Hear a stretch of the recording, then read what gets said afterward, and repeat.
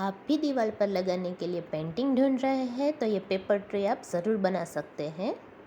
सबसे पहले हम पेंसिल से ट्री बना लेंगे।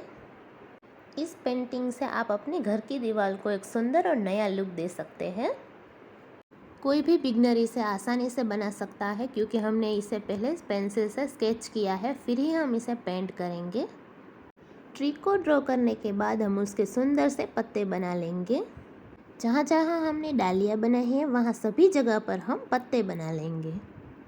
और हाँ, सभी पत्ते एक जैसे मत बना लेना क्योंकि ट्री के सभी पत्ते कभी एक जैसे नहीं होते हैं।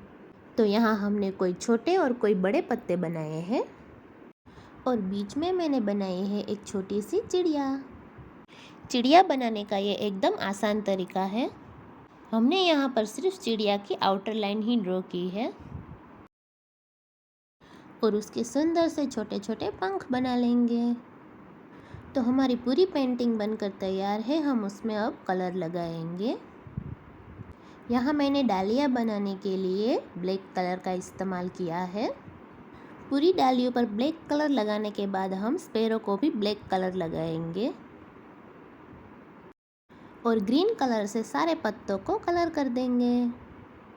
सभी पत्तों पर ग्रीन कलर लगाने के बाद हमारी पूरी पेंटिंग बनकर तैयार है। अब इसे और सुंदर बनाने के लिए इसके बाकी के हिस्सों को कैंची की हेल्प से कट कर लेंगे। कट करते वक्त ध्यान रखना हमारे पत्ते कहीं कट ना जाए। तो इस तरह से मैंने बाकी के सभी एक्स्ट्रा पार्ट को कट कर लिया है। तो हमारी ब्यूटीफुल सी पेंटिंग बनकर तैयार है।